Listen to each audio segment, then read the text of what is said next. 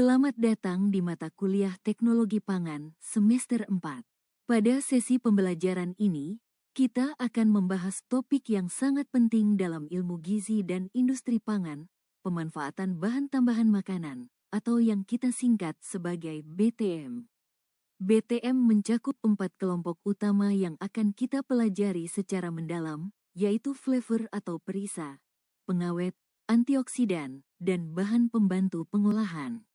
Materi ini mengacu pada Regulasi Nasional Peraturan BPOM RI Nomor 11 Tahun 2019, serta standar internasional dari Codex Alimentarius, Regulasi Uni Eropa 1333 Tahun 2008, dan Rekomendasi Ilmiah JECFA dari WHO dan FAO. Mari kita mulai perjalanan belajar ini. Semoga bermanfaat. Sebelum masuk ke materi inti, mari kita pahami terlebih dahulu capaian pembelajaran yang ingin kita capai bersama. Dari aspek kognitif, pada level C4 taksonomi Bloom revisi, kita akan mampu menganalisis jenis, fungsi, mekanisme, regulasi, dan dampak BTM pada produk pangan.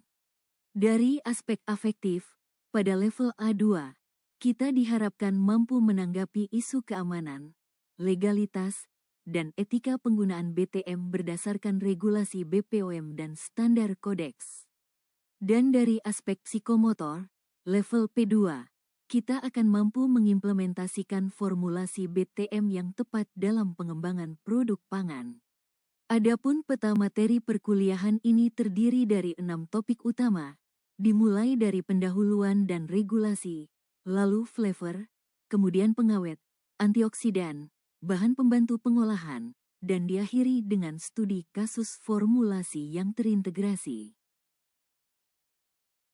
Apa sebenarnya BTM itu? Menurut Peraturan BPOM RI Nomor 11 Tahun 2019, BTM didefinisikan sebagai bahan yang ditambahkan ke dalam pangan untuk mempengaruhi sifat atau bentuk pangan, baik yang mempunyai nilai gizi maupun tidak, bukan merupakan bahan baku pangan, dan penggunaannya tidak menimbulkan bahaya. Definisi ini menegaskan dua hal penting. Pertama, BTM bukan bahan baku utama, dan kedua, penggunaannya wajib aman. Regulasi BTM bersifat multi-level. Di tingkat nasional, BPOM RI menetapkan 26 kategori fungsi BTM dengan batas maksimum berbasis ADI dan kewajiban pelabelan SNI. Di tingkat internasional, Codex Alimentarius melalui General Standard for Food Additives mengharmonisasi standar global dengan menggunakan ADI dari JECFA WHO FAO. Uni Eropa menggunakan sistem E-number dan evaluasi EFSA. Sementara FDA Amerika Serikat menerapkan konsep GRAS atau Generally Recognized as Safe. BTM diklasifikasikan dalam 4 kelompok fungsi utama yang perlu kita kenali. Pertama, flavor, yaitu perisa dan penguat rasa. Kelompok ini meliputi perisa alami dan sintetis, penguat rasa seperti MSG, IMP, dan GMP, serta bahan pemanis. Kedua, pengawet berfungsi sebagai antimikroba dan anti jamur. Contohnya adalah asam benzoat, asam sorbat, sulfit, serta nitrat dan nitrit. Ketiga, antioksidan berperan mencegah oksidasi lemak dan pigmen. Jenisnya ada yang sintetis seperti BHA, BHT, TBHQ, maupun alami seperti tocopherol dan ekstrak rosemary. Keempat, bahan pembantu pengolahan atau processing aids. Ini mencakup emulsifier seperti lecitin dan monogliserida, stabilizer, thickener, gelling agen, serta anti kempal dan humektan. Penting diingat, penggunaan BTM yang sah harus memenuhi 5 prinsip, yaitu secara teknologi diperlukan, tidak menyesatkan konsumen, tidak melebihi ADI, sesuai GMP, dan telah terdaftar di BPOM. Sekarang kita masuk ke topik pertama, flavor. Menurut BPOM RI Nomor 22 Tahun 2016, Perisa atau flavor adalah bahan yang memberikan, menambah, atau mempertegas aroma dan atau rasa pada pangan. Perisa alami bersumber dari tanaman, hewan, atau mikroba. Contohnya vanilin dari tanaman Vanilla planifolia, citral dari lemon, dan eugenol dari cengkeh. Perisa alami dikarakterisasi menggunakan teknik GCMS dan HPLC. Namun stabilitasnya lebih rendah dibanding sintetis karena dipengaruhi suhu, pH, dan cahaya. Sementara perisa sintetis terbagi dua, natur identikal, yaitu perisa yang secara kimia identik dengan yang ada di alam. Contohnya vanilin sintetis dari lignin, dan artifisial, yaitu perisa yang tidak ditemukan di alam seperti etil vanilin dan maltol. Lebih dari 2.800 senyawa perisa sintetis tercatat dalam FEMA GRAS list. Kelompok ketiga adalah penguat rasa atau flavor enhancer. MSG atau monosodium glutamat dengan kode I621 adalah yang paling dikenal, meningkatkan rasa umami. ADI MSG ditetapkan, tidak dispesifikasi, oleh JECFA, artinya aman pada kadar penggunaan lazim. Kombinasi MSG dengan IMP atau GMP menghasilkan efek sinergis 8 kali lipat, temuan yang dipublikasikan Yamaguchi pada tahun 1991. Bagaimana kita sebenarnya mempersepsi flavor? Ada dua jalur olfaksi. Pertama, olfaksi ortonasal, senyawa volatil dengan ambang deteksi di bawah 1 bagian per miliar masuk lewat hidung, diterima reseptor olfaktori, dan diteruskan ke korteks otak. Kedua, olfaksi retronasal, aroma yang dilepas saat kita mengunyah makanan melapisi langit-langit mulut, menghasilkan karakter rasa khas produk. Selain olfaksi, ada gustasi, persepsi 5 rasa dasar, manis, asin, asam, pahit, dan umami. Ini terjadi melalui reseptor GPCR dan ion channel pada taste bud lidah. Satu fenomena kimia yang sangat penting dalam pembentukan flavor adalah reaksi Maillard, ditemukan tahun 1912. Ketika asam amino bereaksi dengan gula reduksi pada suhu di atas 140 derajat Celcius, terbentuklah ratusan senyawa flavor kompleks seperti pirazin, furan, dan tiazol. Inilah yang menciptakan aroma khas makanan panggang dan goreng. Untuk menjaga stabilitas perisa selama penyimpanan dan pengolahan, industri menggunakan teknologi enkapsulasi, mulai dari spray drying, conservation, liposom, hingga cyclodextrin inclusion complex. Bahan dinding yang umum digunakan adalah maltodextrin, gum Arab, dan protein whey. Aplikasi flavor berbeda-beda per kategori. Minuman ringan menggunakan citrus flavor, produk bakery memakai vanilin, dan produk daging olahan menggunakan liquid smoke serta kombinasi MSG dan IMP. Kita beralih ke topik kedua, pengawet.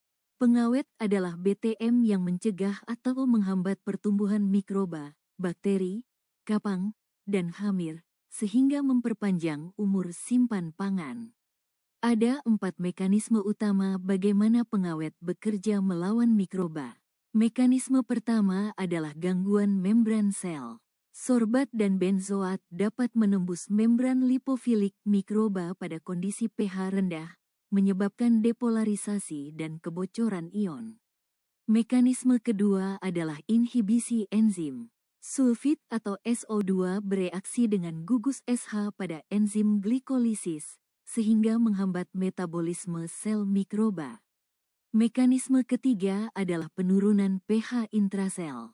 Asam lemah yang tidak terdisosiasi menembus membran, lalu melepaskan ion H di dalam sel, menurunkan pH intrasel di bawah 5,5 hingga menyebabkan kematian sel. Mekanisme keempat adalah chelation logam. Eta mengkelat ion magnesium yang menyusun lipopolisakarida dinding gram negatif, meningkatkan permeabilitas dinding sel. Dari tabel klasifikasi, Perlu diperhatikan bahwa efektivitas pengawet sangat bergantung pada pH medium. Asam benzoat efektif di bawah pH 4,5, sementara kalium sorbat efektif hingga pH 6,5, sehingga pemilihan pengawet harus disesuaikan dengan karakteristik produk. Setiap pengawet memiliki Acceptable Daily Intake atau ADI yang ditetapkan oleh JECFA dan batas maksimum penggunaan yang diatur BPOM RI. Sebagai contoh, asam benzoat memiliki ADI 0 hingga 5 mg per kilogram berat badan per hari, dengan batas penggunaan 600 hingga 1000 mg per kilogram pada minuman ringan dan saus.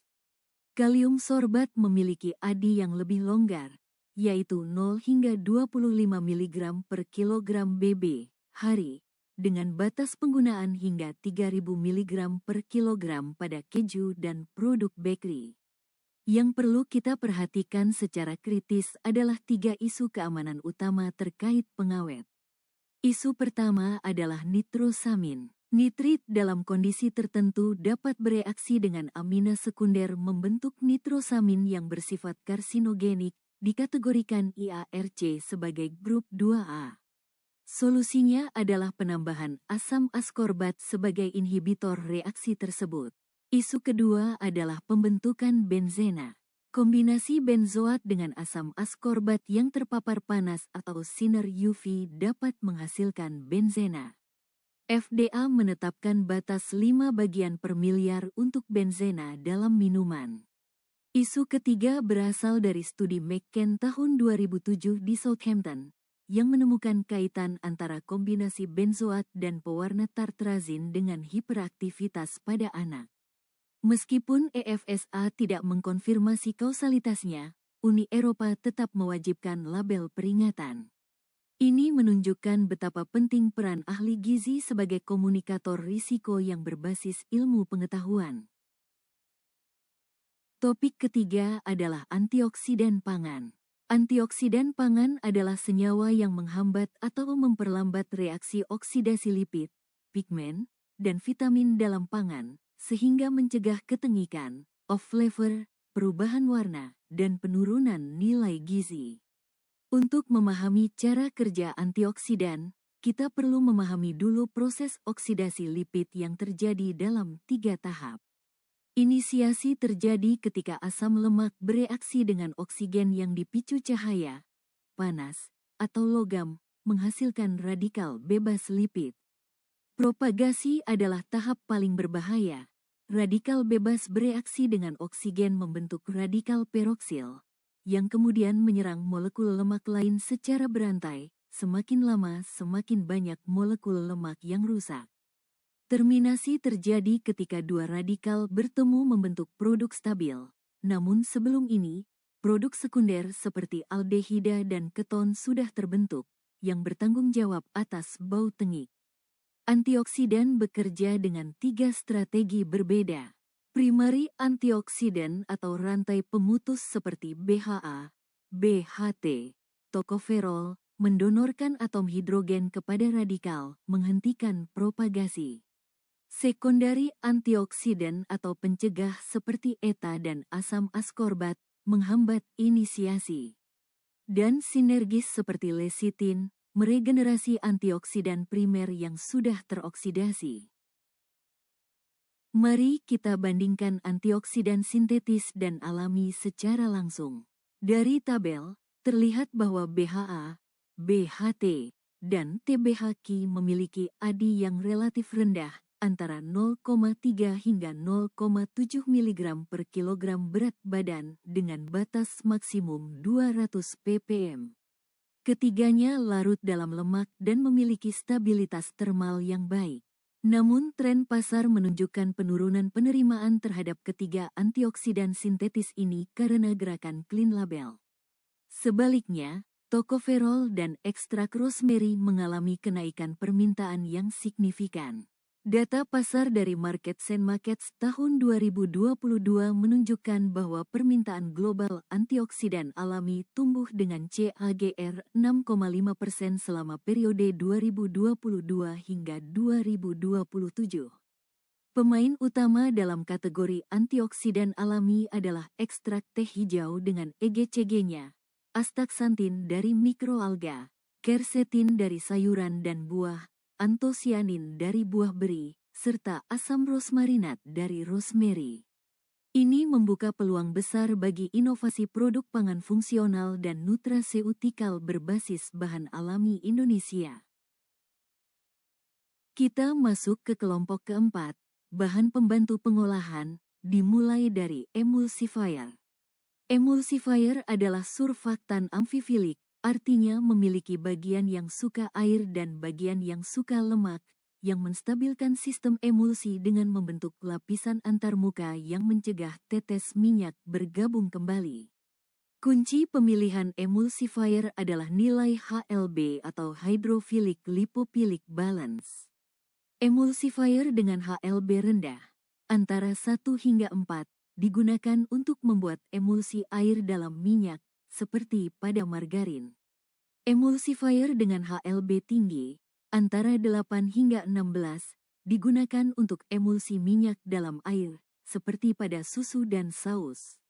Ada 4 emulsifier utama yang perlu Anda hafal. Lecithin dengan kode E322, berasal dari kedelai, bunga matahari, atau rapeset. Bersifat multifungsi, emulsifier, antioksidan, sekaligus lubrikan. GMS atau monogliserida kode E471 banyak digunakan pada roti, margarin, dan es krim untuk meningkatkan tekstur. SSL atau natrium steroil laktilat kode E481 berinteraksi dengan gluten sehingga menghasilkan roti yang lebih lembut dan tahan staling. Dan polisorbat 60 dan 80 sangat efektif untuk emulsi minyak dalam air. Banyak digunakan pada es krim untuk meningkatkan overmoon. Masih dalam topik bahan pembantu pengolahan, sekarang kita bahas stabilizer, thickener, dan gelling agent. Stabilizer atau penstabil bekerja dengan meningkatkan viskositas fase kontinu, sehingga memperlambat laju creaming dan sedimentasi sesuai hukum Stokes. Contoh utamanya adalah santan gum dengan kode E415, polimer yang bersifat pseudoplastik dan stabil pada rentang pH yang sangat lebar, yaitu dari 2 hingga 12, serta pada suhu minus 18 hingga 120 derajat Celcius. Ini membuatnya sangat serbaguna dalam berbagai produk mulai dari saus, dressing, hingga minuman susu. Thickener atau pengental meningkatkan viskositas tanpa membentuk gel yang kaku. Pati termodifikasi tersedia dalam 2 tipe, cross-linked yang tahan asam dan panas, serta yang disubstitusi untuk stabilisasi terhadap pembekuan dan pencairan. Guar gum sangat efisien, pada konsentrasi hanya 1%, viskositasnya bisa mencapai 5.000 hingga 6.000 centipoise. Gelling agent atau pembentuk gel menciptakan jaringan 3 dimensi yang memberikan tekstur padat. Gelatin bersifat thermoreversible, membentuk gel di bawah 35 derajat dan mencair kembali saat dipanaskan. Agar-agar dari alga merah membentuk gel kaku yang tahan hingga 90 derajat Celcius. Karagenan bergantung pada ion kalium dan kalsium untuk pembentukan gelnya, sehingga banyak digunakan pada produk susu. Sementara pektin ada dalam 2 tipe, high metoksil yang membutuhkan gula dan asam, serta low metoksil yang bereaksi dengan ion kalsium. Melengkapi bahasan bahan pembantu pengolahan, mari kita lihat kelompok-kelompok fungsi lainnya. Anti-kempal atau anti-caking agen mencegah penggumpalan partikel pada produk higroskopis seperti garam, susu bubuk, dan bumbu instan. Silikon dioksida atau SiO2 dengan kode E551 adalah yang paling umum digunakan, dengan batas maksimum 10.000 mg per kilogram pada garam halus. Humektan atau pengikat air bekerja dengan mengikat air bebas sehingga aktivitas air atau aup produk turun. Ini memperpanjang umur simpan sekaligus menjaga kelembutan tekstur. Gliserol, Sorbitol dan propilen glikol adalah contoh utamanya. Sorbitol juga menarik karena memiliki kemanisan 60% dibanding sukrosa dengan efek karies yang jauh lebih rendah. Selain itu, ada pengatur keasaman seperti asam sitrat dan laktat untuk kontrol pH, antibusa pada proses evaporasi dan fermentasi, propelen untuk produk aerosol seperti whipped cream, sekuestran untuk mencegah oksidasi akibat logam, serta firming agen seperti kalsium klorida untuk mempertahankan tekstur buah kaleng dan tahu. Untuk pemanis buatan, sukralosa 600 kali lebih manis dari sukrosa dan tahan panas, sehingga cocok untuk produk yang diproses termal. Stevia atau rebaudioside sebagai alternatif alami memiliki ADI 4 mg per kilogram berat badan. Topik krusial berikutnya adalah keamanan BTM dari perspektif toksikologi dan analisis risiko. ADI atau Acceptable Daily Intake adalah konsep inti dalam regulasi BTM. ADI dinyatakan dalam miligram per kilogram berat badan per hari, dan mewakili jumlah BTM yang aman dikonsumsi setiap hari seumur hidup tanpa risiko kesehatan yang dapat diidentifikasi. ADI dihitung dengan membagi NOAEL, yaitu No Observed Adverse Effect Level dari uji hewan, dengan faktor keamanan 100.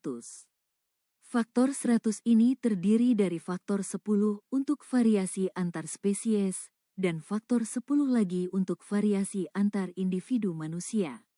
Proses penetapan ADI mengikuti 4 langkah analisis risiko menurut FAO-WHO. Langkah pertama adalah identifikasi bahaya, mengkaji literatur toksikologi dari uji in vitro, in vivo, hingga studi epidemiologi. Langkah kedua adalah karakterisasi bahaya, menetapkan NOAEL dan kurva dosis respons. Langkah ketiga adalah penilaian paparan, mengestimasi asupan harian atau EDI melalui survei konsumsi pangan. Dan langkah keempat adalah karakterisasi risiko, membandingkan EDI dengan ADI dan menghitung margin of safety. Mari kita hitung bersama sebuah contoh. Pada kalium sorbat dalam keju, batas maksimum 3000 mg per kilogram. Konsumsi keju rata-rata 30 gram per hari.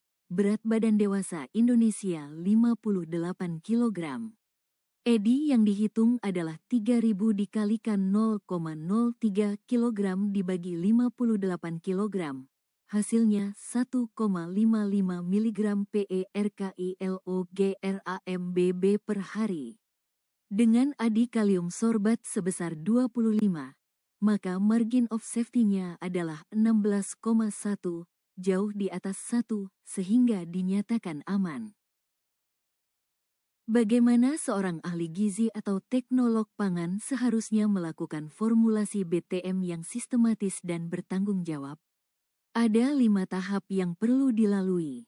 Tahap pertama adalah identifikasi kebutuhan teknologi, tentukan masalah apa yang ingin diselesaikan, apakah ketengikan, umur simpan pendek, off flavor, atau ketidakstabilan tekstur. Dari sini tentukan fungsi BTM yang dibutuhkan. Tahap kedua adalah seleksi jenis dan sumber BTM, pertimbangkan efektivitas, kelarutan, stabilitas, kompatibilitas dengan bahan lain, kepatuhan regulasi BPOM, dan apakah perlu memenuhi klaim clean label atau sertifikasi halal. Tahap ketiga adalah penentuan dosis optimum, mulai dari batas minimum efektif, uji secara bertahap, dan selalu hitung EDI untuk memastikan tetap di bawah ADI. Tahap keempat adalah uji kompatibilitas dan sinergisme, evaluasi interaksi antar BTM. Apakah sinergi atau justru antagonisme? Misalnya BHA dikombinasikan dengan asam sitrat menghasilkan efek sinergis yang meningkatkan efisiensi antioksidan. Tahap kelima adalah uji keamanan dan validasi, meliputi uji organoleptik, analitik dengan HPLC atau GCMS, uji umur simpan dengan metode AS atau ASLT, serta validasi terhadap standar BPOM dan SNI. Untuk mengintegrasikan seluruh pembelajaran, mari kita pelajari sebuah studi kasus nyata, formulasi BTM pada sosis ikan tuna untuk umur simpan 30 hari pada suhu refrigerasi. Masalah yang dihadapi ada 4. Pertama, sosis ikan tuna kaya PUFA omega 3 yang sangat rentan terhadap oksidasi, menghasilkan ketengikan dan off flavor. Kedua, risiko pertumbuhan Clostridium botulinum dan Listeria monocytogenes pada produk siap saji. Ketiga, tekstur yang lembek dan sineresis pada emulsi daging lemak. Dan keempat, tanpa BTM, umur simpan kurang dari 10 hari. Solusi formulasi BTM yang dirancang untuk antioksidan digunakan tokoferol campuran 200 ppm dikombinasikan dengan asam askorbat 500 ppm, kombinasi yang bersifat sinergis, di mana askorbat meregenerasi tokoferol yang telah teroksidasi. Untuk pengawet, digunakan natrium nitrit 50 ppm, yang merupakan kadar minimum untuk menghambat C. botulinum, dikombinasikan dengan kalium sorbat 1000 ppm. Untuk emulsifier, GMS 0,5% dan karagenan kappa 0,3% dipilih untuk menstabilkan emulsi dan meningkatkan water holding capacity. Validasi keamanan menunjukkan bahwa edi nitrit hanya 0,036 mg per/kILOGRAMBB, jauh di bawah ADI 0,07. Edi kalium sorbat 0,71, jauh di bawah ADI 25. Nilai TBA pada hari ke-30 masih di bawah 3 mg malonaldehida per/kILOGRAM. Dan TPC memenuhi syarat SNI.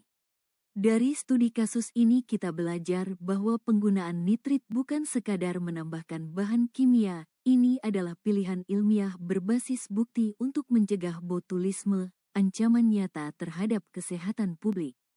Etika formulasi BTM selalu mengedepankan transparansi label, dosis efektif minimum, dan riset substitusi alami yang berkelanjutan.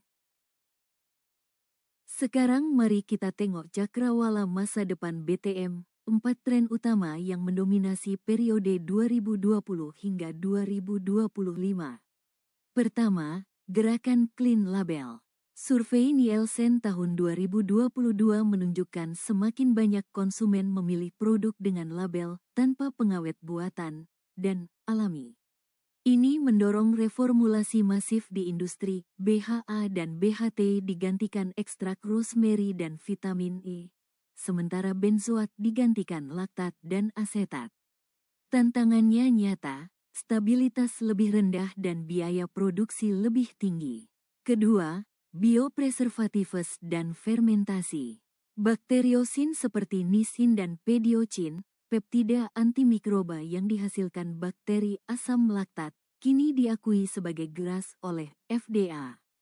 Minyak atsiri cengkeh, time, dan oregano yang mengandung eugenol, thymol, dan carfacrol juga semakin banyak diteliti sebagai pengawet alami. Ketiga, nanoencapsulation. Enkapsulasi dalam skala nanometer, antara 10 hingga 500 nanometer, terbukti meningkatkan bioavailabilitas dan stabilitas BTM. Nanocitosan menunjukkan aktivitas antimikroba broad spectrum sekaligus bersifat biodegradable. Namun, EFSA pada tahun 2021 mewajibkan karakterisasi nano secara komprehensif sebelum persetujuan penggunaan. Keempat, kecerdasan buatan dalam formulasi. Machine learning kini digunakan untuk memprediksi sinergi dan antagonisme antar BTM, mengoptimalkan tekstur, dan memprediksi umur simpan. BPOM sendiri telah meluncurkan sistem e-registration dan e-labeling pada tahun 2022 yang meningkatkan efisiensi proses 70%. Kita telah menempuh perjalanan panjang. Saatnya merangkum inti dari seluruh pembelajaran kita. Dari perspektif analisis, kita memahami bahwa BTM mencakup 4 kelompok utama dengan mekanisme dan aplikasi yang sangat spesifik. Keamanan BTM sepenuhnya ditentukan oleh perbandingan antara EDI aktual populasi dengan ADI yang ditetapkan. Dan regulasi berlapis dari BPOM, Kodeks, EU, hingga FDA saling melengkapi dalam melindungi konsumen.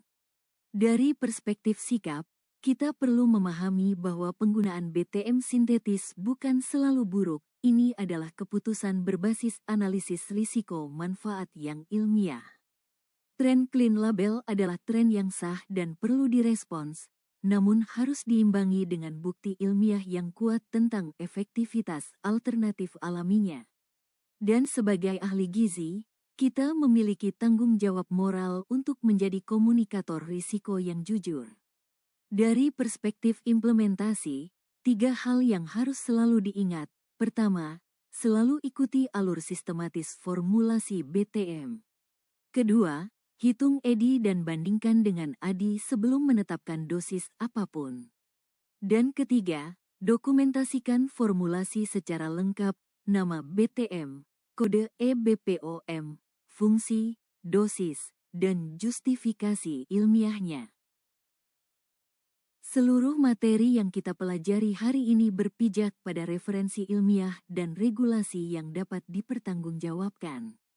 Referensi utama mencakup Peraturan BPOM RI Nomor 11 Tahun 2019 sebagai landasan regulasi nasional, Food Chemistry karya Belitz, Gross, dan Siberle edisi keempat, Venemas Food Chemistry edisi kelima, serta Food Emulsions karya McCalmans dan Flavor Chemistry and Technology karya Reinicius.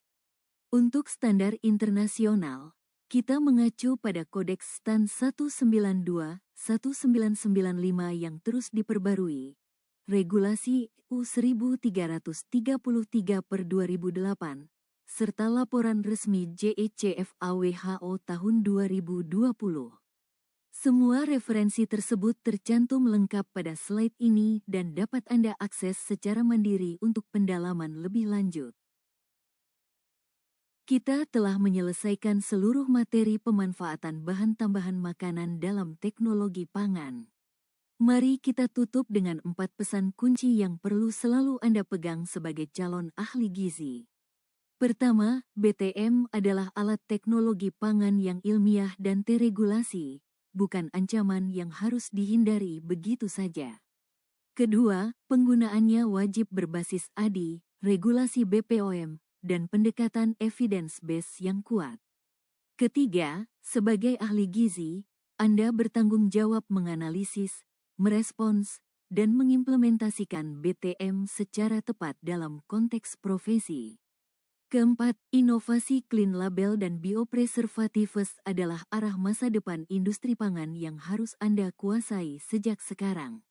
Terima kasih telah mengikuti pembelajaran ini dengan penuh semangat. Semoga ilmu yang kita pelajari bersama hari ini menjadi bekal yang bermanfaat dalam perjalanan akademik dan karir Anda sebagai ahli gizi yang kompeten dan berintegritas. Sampai jumpa di sesi pembelajaran berikutnya.